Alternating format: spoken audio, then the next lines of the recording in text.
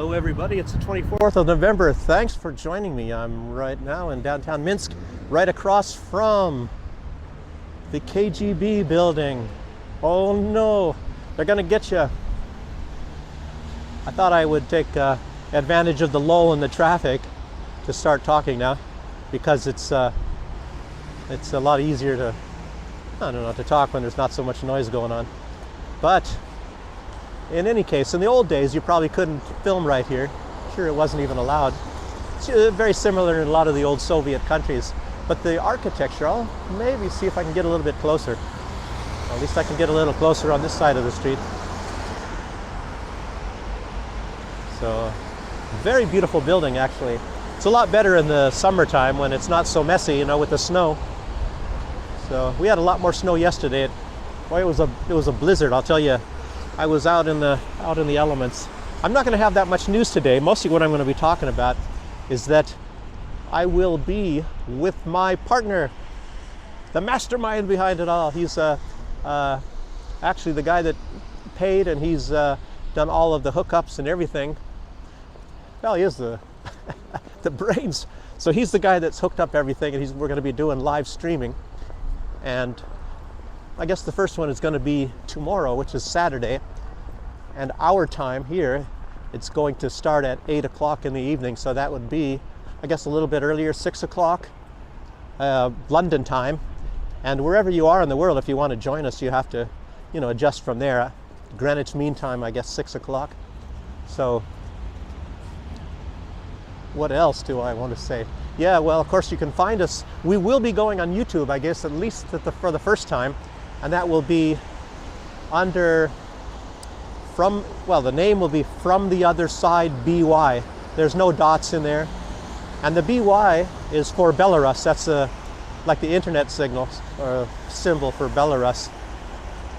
So, From the Other Side BY. And as I say, here Belarus time, it'll be like 8 o'clock in the evening is when we're going to start, 8 till 10. It's going to be pretty rough for me when we actually do this, but we have to try to gear everything towards a time that's more convenient for those of you probably in the United States and Great Britain, who will be probably the main people watching this. So let me do something that's not allowed, probably, at least it wouldn't have been 30 years ago. I'll tell you what, a lot of Belarusian people also think that they're not allowed to be filming here, probably. A lot of them are still in the old days. Actually, this entrance, you don't see anybody going in there or anything because they don't use this entrance. So I guess there are other entrances along the sides and everything for more working, people. So anyway, like I said, there's a lot of Belarusian people that are still living way back in the past, and they probably believe, I don't know, you can't film it or something, but of course you can. This is not the old Belarus from the old days. And you can even go talk to the people if you want to. It's not like, we have information, in the United States, probably in Great Britain, is probably even worse. We were given this stigmatism, in the old days, and it was probably not even that bad back then, that these are like dastardly spies or something like that. Very terrible. And of course, the United States and Great Britain still try to project really negative things about Belarus. I think they say stuff like you're not allowed to dance and religion is banned and all kinds of things like that, when it's probably, I don't know how many religions they have here. I haven't seen any Muslims, strangely enough, or at least not any, not synagogues. I've seen synagogues. I haven't seen any mosques, so I don't know. But of course they do have Muslims here. So, and as far as news, I don't have that much. Mostly I wanted to put out that information about the live stream. I'm not, as you notice, I'm not doing too much anymore on YouTube. Kind of busy. You know how that is. Life comes in between, the fun stuff. So, anyway. So let's see, what did I have here? Just a few things. I had so much information, but I just decided not to do any of it and just talk about a few little things. I don't know if we're going to be talking that much about these things on the live stream. We probably will, It's going to be a first time. We have to wonder how things are going to be going. So, here I'm on my last page. Isn't that kind of stupid, Starting on the last page. Okay. We're talking about, there's supposed to be a ceasefire in Gaza, and who knows how long that's going to last. how trustworthy do you think Israel is? They're about as trustworthy as the United States. And I can spit further than I can trust the United States for things. You see it on the geopolitical thing. Look at like NATO won't expand and all this. Virtually, and actually we had a little monologue that we were gonna put out. I don't know if we're gonna be doing that tonight. I mean tomorrow.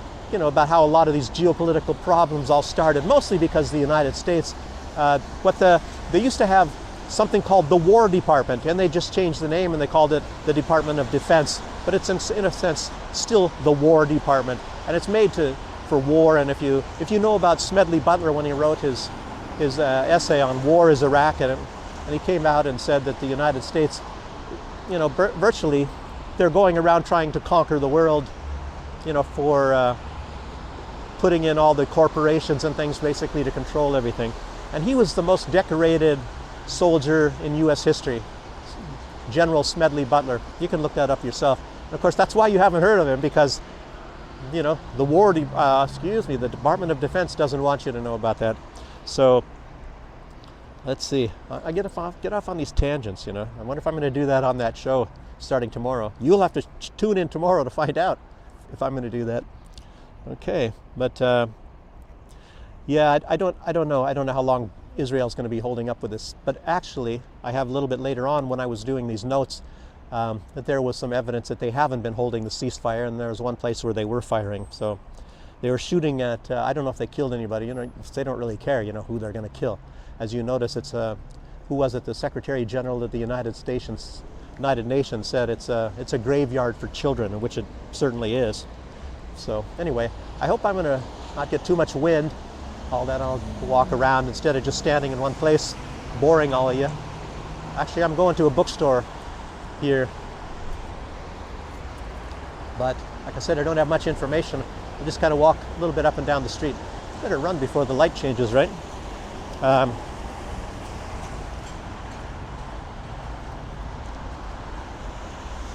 First off, okay. I was just saying, like Israel, they do like the United States when if they find out it's to their advantage not to honor an agreement, they don't honor the agreement. And obviously everybody knows Israel can do anything they want to, and the US has their back. And that's one reason why you have all these problems, especially in the Middle East, because Israel knows they can do anything they want and the United States will cover for them. If anybody dares to say anything or do anything, the United States will bomb them or attack them. So it's allowed them to have free reign to do whatever they want, rather than making friends with their neighbors and, you know, kicking the Palestinians around, rather than actually trying to have any sort of agreements with them and get along. Terrible, because the Palestinians welcomed then the Jews when they came, and then of course they tried to turn it into a Jewish state and all sorts of things like that. So anyway, bombing, killing. But at least before this ceasefire, which was supposed to take effect this morning at 7 o'clock, they were bombing Gaza to smithereens, and they're also attacking the West Bank. Lots of attacks on the West Bank. And of course, the West Bank does not fall under this agreement, so it's very possible. Maybe they'll honor the agreement in the Gaza Strip, but they will maybe be attacking the West Bank, because, you know, they want to take all the land. They want to take everything. Anyway, you can come up with your own beliefs on that. A lot of kids watching me. See a lot of kids today. I don't know if you saw that. Okay.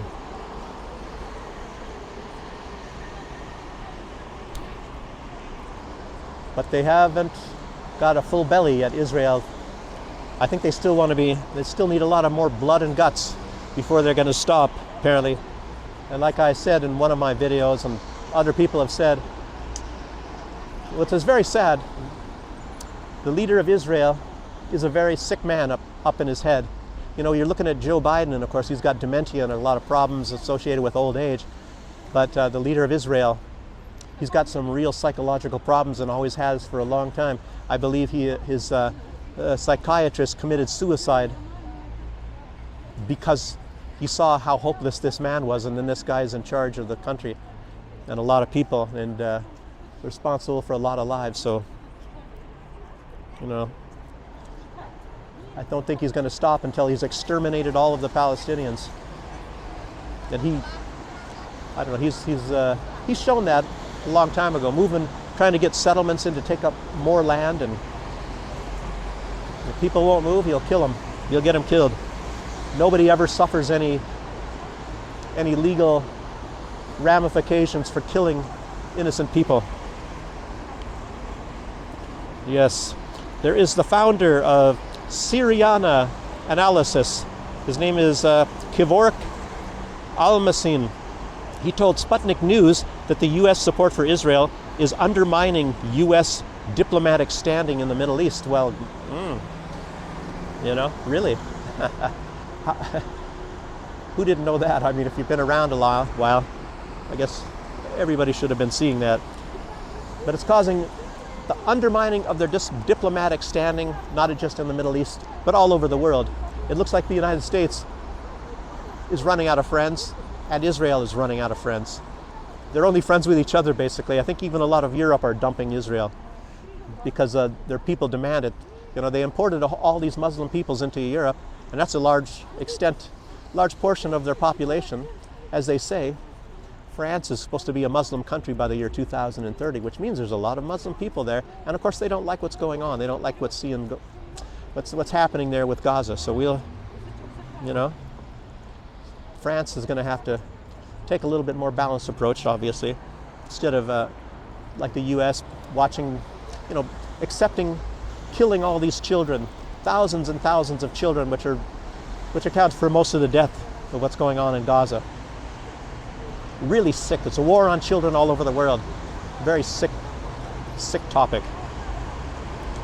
But anyway, a lot of these countries are all turning now to Russia and China, which are a lot more responsible nations, obviously.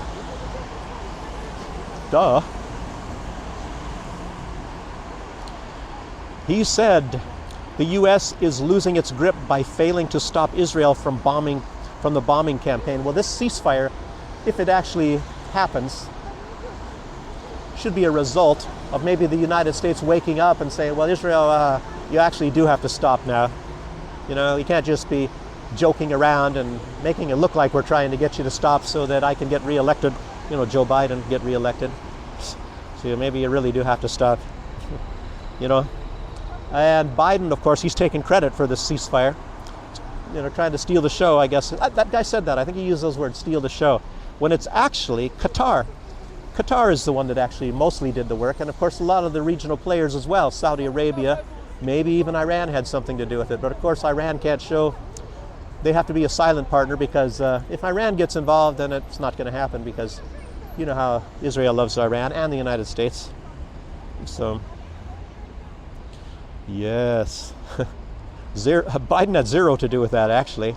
You know, it kind of reminds me of Donald Trump. Remember when he said he defeated ISIS, when in fact, and unfortunately Donald Trump, he doesn't know. It makes you really wonder that a lot of us know that ISIS is a proxy military of the United States government.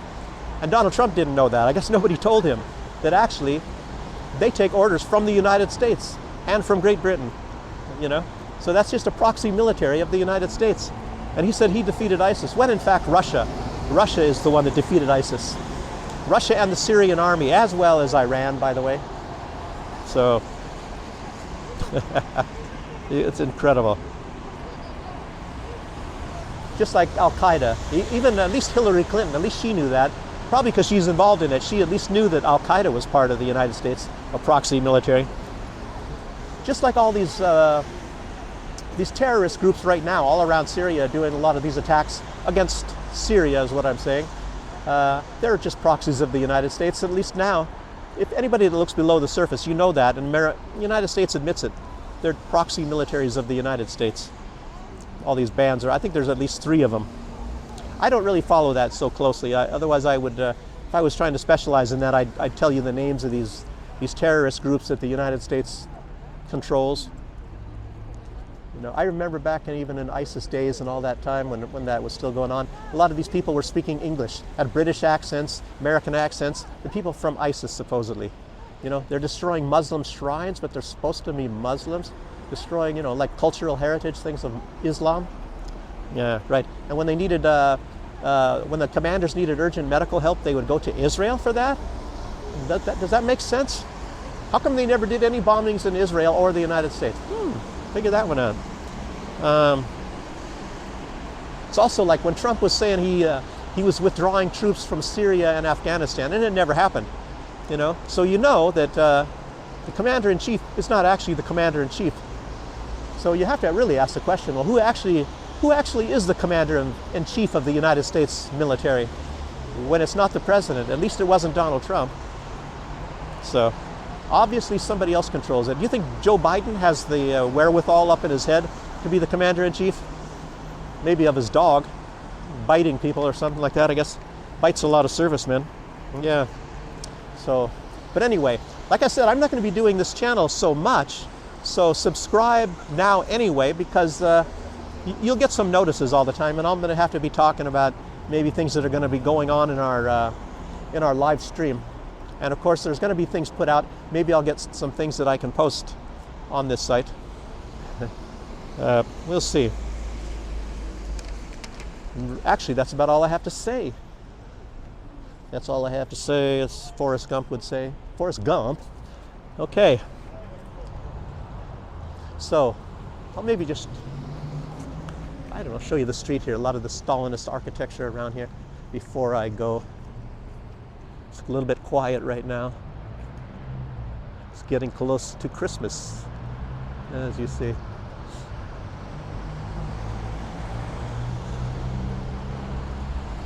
Okay, people. Well, thanks for joining me. I really appreciate it. And I'm going to appreciate it if you start tuning in to our podcast called From the Other Side. And of course, to find it on YouTube, and it's going to be on Rumble. It's going to be on a lot of platforms. But on YouTube, it's going to be From the Other Side BY. So I'll write it on the screen as well, I believe, if I'm competent enough to do that. Okay, once again, thanks for joining me, and I'll see you for the next one. Bye-bye.